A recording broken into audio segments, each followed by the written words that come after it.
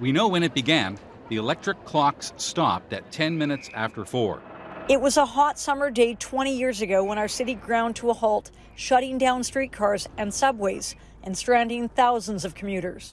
I was working at a restaurant on Blue Jays Way, and the power went out during my shift. Gas stations were lined up as drivers panicked, and supermarkets jammed with shoppers who were stockpiling essentials. This is what we need. Well, I actually always joke whenever I see news articles about the blackout. I'm like, guys, like, it's actually my birthday. Like, what is this blackout you're referring to?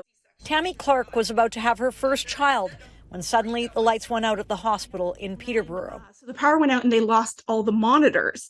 So they lost the heart monitor for me and for her. The operating room in the dark until just before her C-section when staff turned on the lights thanks to a generator. It's a story she loves to tell. They whisked her to the nursery and the nursery had power. It was part of the emergency backup. So everyone's hanging out in there and they put me in this recovery room. And I remember it was this huge room and one little lamp in the far, far corner and no one came to see me. I was like, hello? I heard some alarms, looked over, I saw 4 or 5, and then basically they scrolled right off the page. Todd Parsi was overseeing our province's power grid that day. The person I was talking to on the phone was wondering what was going on. I just said, it looks like we had a bit of a disturbance here. A little bit of an understatement, of course.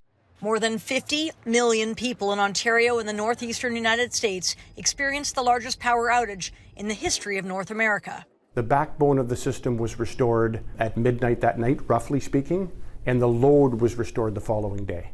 While there's a possibility a blackout like that could happen again, experts say it's unlikely. Back before the 2003 blackout, there weren't industry standards that were sanctionable, enforceable.